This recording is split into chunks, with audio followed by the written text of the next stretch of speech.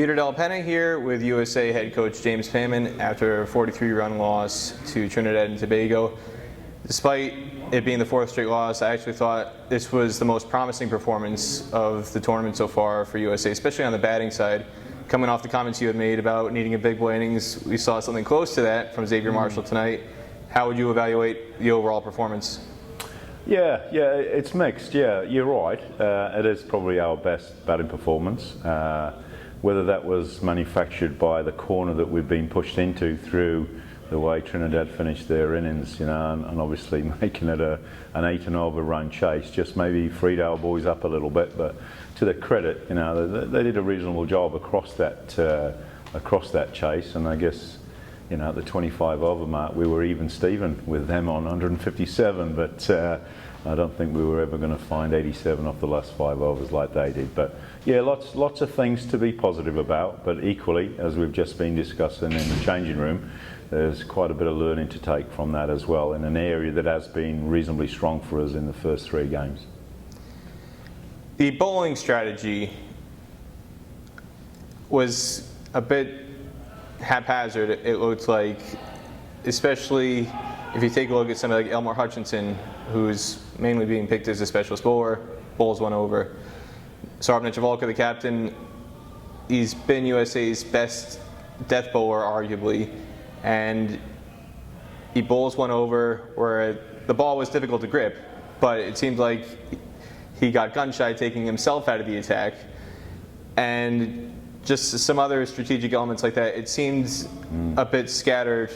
What happened in those latter stages during that 100 runs off of 7 overs in the context of the wet ball and the bowling changes that were being made? Yeah. I mean, your perception is correct. The captain went away from the bowling plan, and he got punished for it. He's just saying a team meeting there. He's just on that. Very clearly. We in our plan the seamers on the death overs, and they didn't for some reason. This came in and got an over that went for 20 odd. But equally, we didn't bowl as well as what we normally do in those death overs. Given the game was restricted to 30 overs, it probably impacted on how much Elmore bowled. Generally, he comes in straight after Sarab when they both played together. But today, quite rightly, the captain decided to bring Karima in, and he bowled very well, and he picked up a couple of good wickets for us. So it meant that Elmore's turn didn't come until the middle. And then, when Elmore gets that opportunity, he's got to come in and nail it straight off the bat, and he didn't. He bowled 2 very average balls that got hit to the boundary. So captain quite rightly took him out of the attack, and I guess that's when you're playing a shortened game, that's how I guess clinical you need to be, and he wasn't, so that's why he came out. But yeah, the death overs just got a little bit scrambled, and Sarab took himself out where he needed to back himself. Equally, Jesse Singh bowled 2 very good overs in the death, and he gambled on a 3rd, and he didn't need to do that. He should have changed it there and saved Jesse to come back in 2 or 3 overs time. So, yep, we didn't get that right, and hopefully we don't do that again. Seeing how they did score off of the last 7 overs in particular, and seeing how you guys were struggling to grip the ball regardless of the strategy that was occurring, at home I think people got a bit carried away. The reactions were quite negative, I thought unfairly, because in person you guys were vigorously wiping the ball. There were a lot of full tosses. It seemed pretty obvious. It was very difficult to grip after the rain, and it looks like over the course of your innings that became apparent on their side as well. Yeah. And to get as close as you did, it was very difficult to bowl at that halfway stage in spite of how they finished. Realistically, did you still think you had a shot at chasing this hole? Yeah, absolutely. We were following our we set a little bit of a target along the way, and when we had drinks, we were 7 runs behind that target. And the message to those guys was to make sure they got 1 boundary and over and picked up 1s and 2s, and if we scored at 8s and 9s, we'd give ourselves a shot moving into the last 6 or 7. We picked up 9 off that over after drinks, and then Aaron got himself out, which just set us back a little bit, and then obviously Xavier got out shortly afterwards. So we were on track. It was a daunting task, but we were actually on track. And when you've got strikers like Elmore, and you've got people with the intelligence of Ian Holland, and other players who can access boundaries, we didn't feel that we were completely out of it until we lost those key guys. But once we'd done that, it was a matter of reassessing, and we did reassess, and we set a target of getting 200, and we needed 11 off the last over to get that, and we achieved it. So that's something that we can take, I guess, as a positive, in a disappointing loss. Seeing how, especially Xavier Marshall batted up in the power play, made a talking point about 51 dot balls in the first 10 overs the other night against Windwards. Here, there were 11 dot balls in the first 2 overs, but then 43 off the next 4 in the power play, and something clicked. What happened there, from your perspective, that made it click? And a lot of people are wondering, why haven't they seen this in the power play from USA up until tonight? Yeah, well, I can tell you it's not by design or not by plan, but we're dealing with human beings here, and they need confidence to deliver. And I think, Xavier got a couple away out of the middle of the bat. He's using a new bat, so psychologically that might have assisted him. But he's been working extremely hard in the training environment.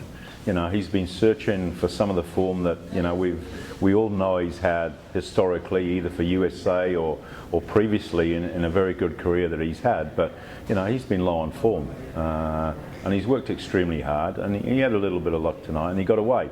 And hopefully that's the catalyst for more good performances from him moving forward. So, I think the difference is, he took a bit of confidence from getting a few away and striking the ball to the boundary, and he felt that he was away, and he was. So, yeah, it's positive in a negative, I guess, result. There's one positive that hopefully will stand us in good stead. Another talking point from people at home, it seems apparent to me and some other people here in person that you're rotating players. You're not necessarily playing the best 11, and some people at home are frustrated thinking you might have been able to win this game had you played the best 11. But there's a bigger picture here for the next tour in Dubai, where the matches have a much bigger context at stake. Having said that, with a match like tonight, how close are you to coming to that best 11 over the next couple matches that are remaining on tour to get guys in sync heading into Dubai? Yeah, well, it's not really relevant, to be honest, because you know the cricket, and I'm sure the people at home that you're referring to know the cricket environment that these guys come from. A lot of them haven't been playing any cricket of any note over the recent time. Those that have been playing have either been playing 20-20 in California on average wickets. Some have been playing, I guess, in other states on artificial wickets. So, we picked a squad of 16. We're not going to sit 5 guys on the bench and say, let's hope somebody gets injured. So we've committed, as a group of selectors and myself as a coach, we've committed to trying to help these guys get better through experience and through opportunities. So, we certainly want to play what we believe to be our best 11 or at least 12 of our best 11 moving towards the back end of this competition. So we're not still searching when we arrive in Dubai.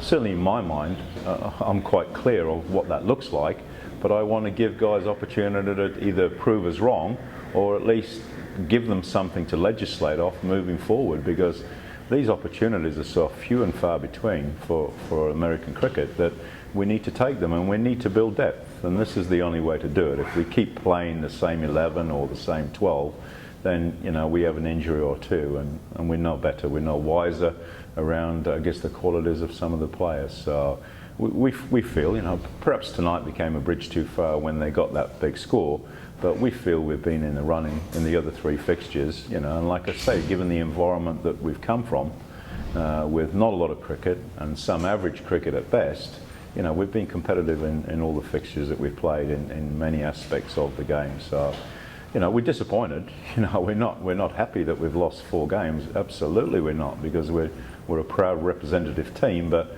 we're building towards something that we think is a little bit bigger in terms of the games in Dubai.